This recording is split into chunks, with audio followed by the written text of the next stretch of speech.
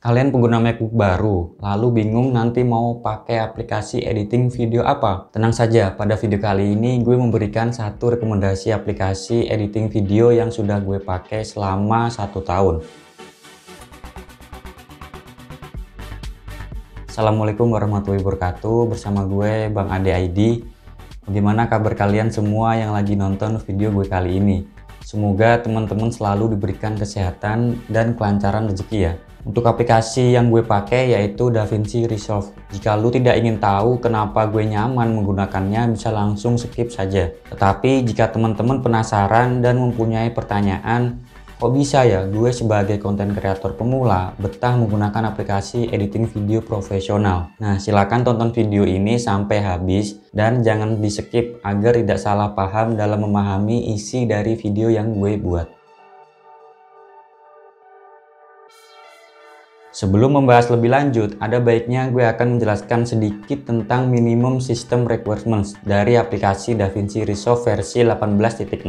Untuk spesifikasi minimum di macOS itu minimal harus menggunakan macOS versi Monterey 12.0 atau yang terbaru, serta mempunyai RAM 8GB dan 16GB jika menggunakan Fusion, dan penyimpanan internal yang kosong minimal 4GB untuk menginstal aplikasinya. Apabila teman-teman tidak menggunakan macOS, jangan bersedih hati, karena aplikasi DaVinci Resolve sudah support di Windows dan Linux. Nah, jika tertarik buat pakai, bisa cek di website resminya untuk mengetahui minimum system requirement guna menyesuaikan spesifikasi laptop atau komputer yang lu punya, apakah support atau tidak. For your information, kalau DaVinci Resolve sekarang sudah sampai ke versi 19.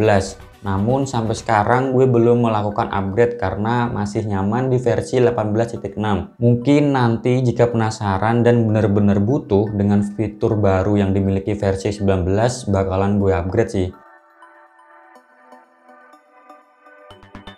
Kebutuhan gue menggunakan software editing video itu hanya untuk membuat konten di sosial media seperti di YouTube, Instagram, dan TikTok. Jadi menurut gue sudah sangat cukup menggunakan versi gratis tanpa harus menggunakan versi berbayar atau studio. Jika mengacu ke website resmi DaVinci Resolve, yang versi studio dijual dengan harga $295 atau sekitar 4,7 juta. Dan nanti tidak akan ada lagi pembayaran bulanan atau tahunan. Jadi cukup pembeli sekali, pakainya seumur hidup. Fitur-fitur yang terdapat di DaVinci Resolve Studio itu lebih powerful dibandingkan versi gratisnya, karena terdapat fitur Neural Engine untuk otomatisasi tracking, stereoscopic tools, lebih banyak efek filter, lebih banyak Fairly Light efek audio plugin, dan color grading XDR yang lebih profesional. Bang, cara bedain orang pakai yang versi gratis sama berbayar gimana? Gampang, tinggal buka saja aplikasinya, lihat pojok kiri bawah, di situ tertulis DaVinci Resolve versi berapa, dan kalau ada tambahan kata studio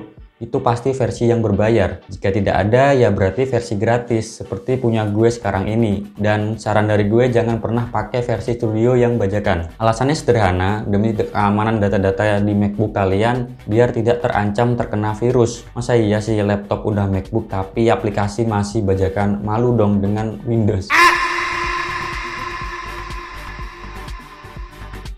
Pada saat pertama kali membuka aplikasi DaVinci Resolve, kita akan diberikan tampilan seperti ini. Ada lokal, artinya kita akan menyimpan atau membuka file yang ada di penyimpanan internal. Lalu ada network dan cloud. Gue belum pernah pakai sama sekali, tetapi menurut gue peruntukan fitur ini digunakan ketika bekerja dengan tim. Jadi semisal bagian gue itu rokat atau bagian memotong yang tidak mempunyai suara, lalu ketika gue sudah selesai nanti akan dilanjutkan proses editing oleh tim yang lain. Kalau gue biasanya pakai yang lokal dan pilih new project jika kita ingin membuat project baru, lalu masukkan nama project yang akan dibuat, atau kita ingin melakukan project editing yang belum selesai, tinggal pilih nama projectnya di sini lalu klik 2 kali, maka akan terbuka seperti ini. Tapi di sini gue mau coba bikin new project saja, sekalian sharing nih sama teman-teman kalau DaVinci itu mudah, tidak sulit buat pemula seperti kita. Di sini terdapat 7 menu utama yang terdiri dari media, cut, edit, fusion, color, fairly light, serta deliver. Gue biasanya hanya menggunakan 4 menu saja, yaitu edit, fusion, color, dan deliver. Dan mari kita bahas satu persatu. Di menu edit biasanya gue memasukkan semua footage video yang yang sudah direkam ke sini. Caranya tinggal drag and drop saja biar mudah. Lalu pilih roll atau footage yang utama dan tarik ke timeline. Lakukan proses rokat biar lebih rapih dan pendek durasi waktunya. Serta jangan lupa tambahkan b-roll, teks, musik, dan juga transisi agar video lu lebih menarik perhatian penonton. Lalu di menu Fusion biasanya gue melakukan proses masking untuk membuat transisi secara manual atau bikin video gue jadi bulat. Kalau di menu Color biasanya gue melakukan proses masking juga, tetapi untuk memberikan efek blur ke objek yang gue inginkan. Nah, yang terakhir, deliver atau export, biasanya gue melakukan proses penamaan file, pemilihan folder, penyimpanan, pemilihan format video, dan kalau semua dirasa sudah oke, tinggal kita render. Berbicara mengenai performa menggunakan aplikasi editing video dari DaVinci Resolve versi 18.6 di MacBook Air M1 dengan RAM 8GB dan internal storage 256GB.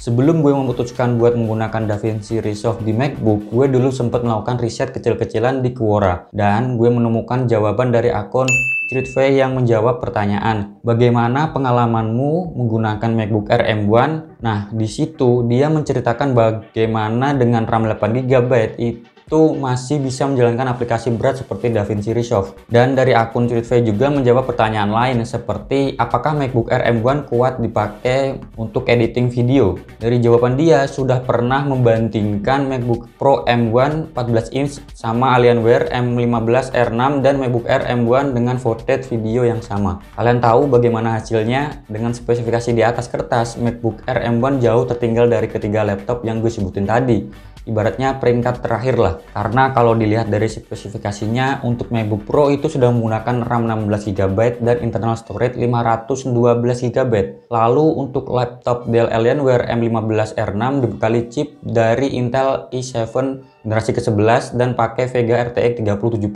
serta RAM 32GB dan internal storage 1TB. Sedangkan MacBook Air M1 hanya dibekali RAM 8GB dan internal storage 256GB dan hasilnya sangat mengejutkan. MacBook Air M1 Pro 14 in memperoleh waktu 1 menit 10 detik, lalu MacBook Air M1 memperoleh waktu 1 menit 17 detik dan Dell Alienware memperoleh waktu 4 menit 20 detik. Dari situ gue yakin kalau MacBook Air M1 itu makin oke buat editing video. Pada intinya, sesuaikan aplikasi dengan hardware yang kita pakai. Jika menggunakan Mac, itu lebih enak pakai aplikasi editing seperti DaVinci Resolve, atau yang kalau kalian ingin yang berbayar pakai Final Cut Pro. Tapi kalau kita pakai Windows, bisa menggunakan produk dari Adobe Premiere Pro. Jadi itu dia tadi sedikit ulasan atau rekomendasi mengenai aplikasi video editing gratis di MacBook. Jangan lupa share ke teman-teman lu biar makin banyak orang yang tahu. Dan jangan lupa like jika lu suka dengan video ini dan subscribe. Masa iya gue udah effort bikin video gak lu subscribe? Karena satu subscriber buat gue sangatlah berarti, dan jika ada masukan atau saran boleh banget komen langsung aja di bawah ya. Sampai jumpa di video selanjutnya. Wassalamualaikum warahmatullahi wabarakatuh.